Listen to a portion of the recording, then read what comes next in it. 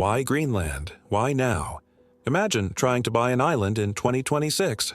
Not a company, not a building. An island, complete with its own people, elected leaders, and very strong opinions about being treated like a receipt. It sounds like satire, until it shows up on the Davos stage. In January 2026, Donald Trump renewed his Greenland push at the World Economic Forum, calling for immediate negotiations while also saying he wouldn't use force. And in classic modern power fashion, the language slides between acquisition, deal, and total access, as if sovereignty were a subscription plan you can upgrade. The paradox is simple. You can't legally buy a people, but you can try to buy leverage, access, infrastructure, basing rights, long-term control of routes and resources. That's why Greenland matters today. The Arctic is no longer a frozen wall. It's becoming a corridor. If you're a security planner, Greenland is the high ground of the North Atlantic. If you're a commodities investor, it's a question mark with mineral-shaped shadows behind it. If you're a Greenlander, it's home. So the real question isn't what's it worth, but who gets to decide. And to answer that properly, we have to separate three things everyone mixes together on purpose: who owns Greenland on paper, who governs it day to day, and who benefits when global powers start negotiating. Long before flags, Greenland was already home. People have lived there for thousands of years, surviving a climate that treats mistakes like unpaid debt with interest. In the Arctic, knowledge is currency. How to travel, what to hunt, what to store, when to move, and how to keep a community functioning when nature is actively trying to cancel your plans. Long before modern borders, territory was managed through lived experience and cooperation, not through paperwork filed in a capital city you'll never see. Then came the Norse, around 1,000 years ago, trying to build a European-style economy at the edge of the world. They farmed where they could, traded when they could, and survived until the arithmetic stopped working. Climate pressure, isolation, and fragile supply lines raised costs. The settlements declined, and eventually they were gone. It's an awkward lesson for empires. Arriving first doesn't matter if you can't stay. Greenland's next return to European administration comes in the 1700s under Denmark-Norway. Mission, trade, and governance bundled together like a single product launch. And here the story shifts from exploration to accounting. Trading posts become checkpoints. Warehouses become dependency. Ledgers become policy. Control begins when supply chains begin, because whoever controls imports and monopolies controls daily life. Empires aren't only built by ships and soldiers, they're built by invoices, rules, and the quiet power of approved suppliers. Now the legal twist that still shapes the map. 1814. After the Napoleonic Wars, the Treaty of Kiel transferred Norway to Sweden, but Denmark retained the old Norwegian dependencies of Greenland, Iceland, and the Faroe Islands. One clause, dry, legal, distant, turned into 2 centuries of sovereignty. History is often decided by paperwork signed far from the people who will live with it. Norway didn't simply shrug and move on. In the early 1930s, it attempted to claim parts of eastern Greenland. The dispute went to the Permanent Court of International Justice, and in 1933, the court's judgment favored Denmark. The point isn't just that Denmark won, the point is what it reveals. In the modern world, paper can beat geography, and legal recognition can outlast physical presence. International law doesn't eliminate power politics. It just gives power politics a filing system. Then the 20th century adds a new layer: security. During World War II, and especially the Cold War, Greenland stops being remote and becomes strategic. The Arctic becomes a corridor, the shortest routes for aircraft and, later, missiles. Runways, logistics, radar, and surveillance infrastructure turn the island into a platform. And a base is never just defense. It's contracts, jobs, supply chains, and influence. Security builds an economy, and economies build dependencies. Once security arrives, it rarely leaves voluntarily. Governance: why buying Greenland doesn't even make legal sense. Here's where the modern reality breaks the fantasy.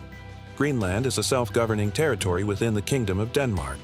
Home rule was approved by referendum in January 1979 and entered into force on 1 May 1979.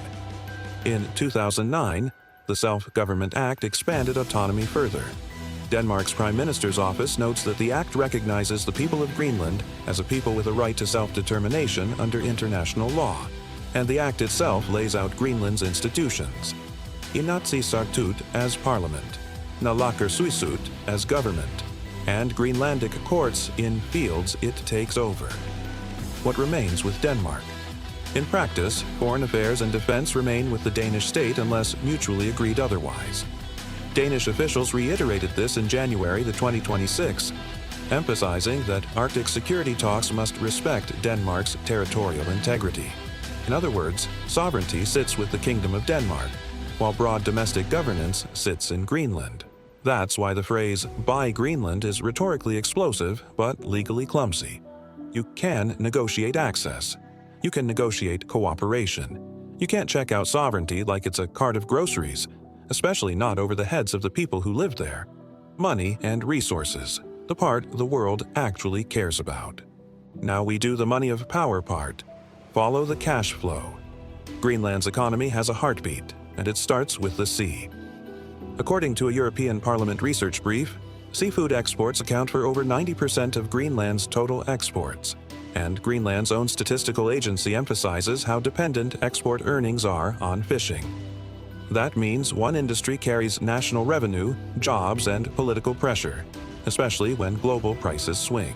When your export basket is that concentrated, markets don't just affect you, markets govern you. Then come resources. The Self-Government Act makes something very clear. Revenue from mineral resource activities in Greenland accrues to Greenland's self-government authorities. This is a political accelerant.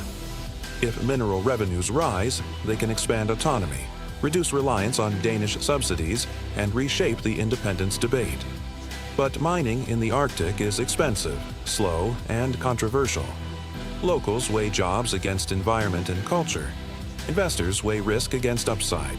States weigh minerals against strategy. And everybody talks about critical resources right before they start competing for them.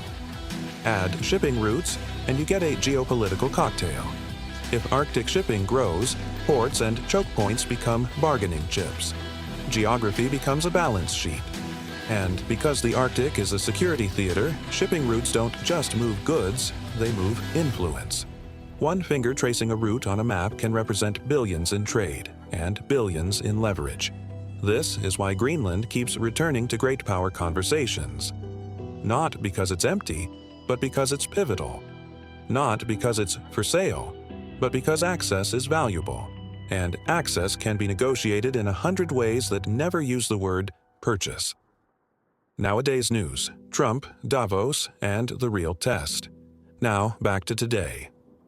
Reuters reported that Trump said negotiations were ongoing, that he ruled out using force, and that he framed the outcome in terms like total access. Whether you call it a framework or a deal, the point is bigger than one politician. It tests the boundaries of international law, alliance politics, and self-determination, using tariffs, security arguments, and market pressure. Even without force, coercive economics can still be coercive. And markets notice. Modern geopolitics can reprice risk overnight: defense contracts, shipping insurance, commodity expectations, alliance confidence. When leaders speak in the language of deals, investors listen as if it's earnings guidance. There are a few plausible paths, and none of them look like a real estate closing. One scenario is access without sovereignty. Expanded U.S. military or infrastructure footprint through agreements that keep Denmark's sovereignty intact. Security and access packaged together. If that happens, the political fight shifts to who signs, who pays, and whether Greenland's government is fully at the table in practice, not just in theory. Another scenario is resource nationalism. As mineral projects grow, Greenland tightens control. Stronger local conditions, tougher licensing, sharper limits on foreign presence. Money can build capacity, but it can also raise the price of consent. A third scenario is independence acceleration. If economic diversification succeeds, and if outside pressure feels disrespectful, support for full independence could rise. The 2009 framework recognizes self-determination. Politics decides whether it becomes a statehood project. A fourth scenario is alliance fracture. If major powers treat Greenland as a bargaining chip over the heads of Greenlanders and Danes, trust inside NATO and across the Atlantic erodes. In the Arctic, where Russia and China are also strategic factors, fractured alliances are an invitation. Final thought: money of power. And that brings us to the final paradox. A map can be owned on paper. A base can be negotiated. A shipping route can be priced, but a future can't be purchased. Greenland is not a product. It's a people, a parliament, and a strategic crossroads. So the money of power question isn't who can buy Greenland. The question is who gets to decide what Greenland becomes next: people, money, or security?